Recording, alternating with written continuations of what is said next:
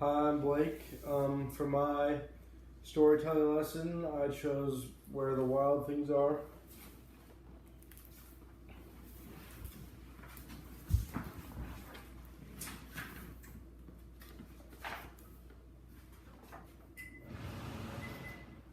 The night Max wore his wolf suit and made mischief of one kind and another. His mother called him Wild Thing, and Max said, "I'll eat you up." So he was sent to bed without eating anything. That very night, in Max's room, a forest grew. And grew. And grew until his ceiling hung with vines, and the walls became the world all around.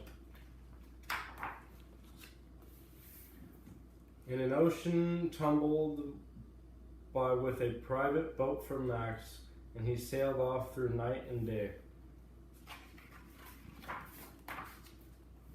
And in and out of weeks, and almost over a year, to where the wild things are. And when he came to the place where the wild things are, they roared their terrible roars and gnashed their terrible teeth, and rolled their terrible eyes and showed their terrible claws. Till Max said, "Be still," and tamed them with the magic trick of staring into all their yellow eyes without blinking once, and they were all frightened and called him the most wild thing of all. They made him king of all wild things. "And now," cried Max, "let the wild rumpus start."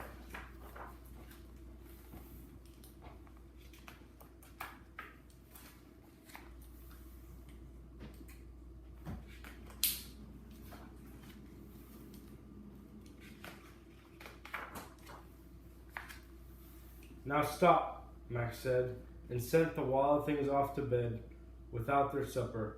And Max, the king of all wild things, was lonely and wanted to be where someone loved him best of all.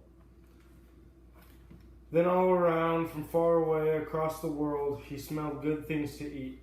So he gave up being king of where the wild things are.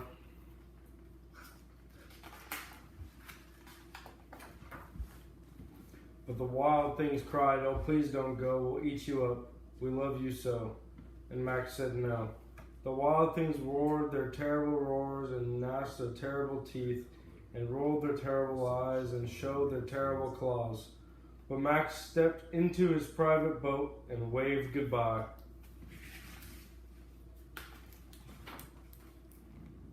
And sailed back over a year and in and out of weeks and through a day. And into the night of his very own room, where he found his supper waiting for him. And it was still hot. For my session activity, I chose to let my students engage in some creative arts and crafts and create their own wild thing. It is a character from the book that I read. All you need is a stick, a piece of tape, and some scissors and a cutout sheet that your teacher will provide. It can be super easy, super quick cutout. I'm not gonna do a very good job because it is what it is. Cut it out. Get your wild thing. They can have their own little friend. A big part of the story was the main character, Max, got lonely, so he created these wild things in his imagination so that he wasn't lonely anymore.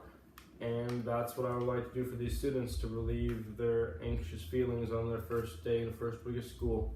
The purpose of my lesson was to relieve and alleviate stress of my students by letting them explore their own imagination.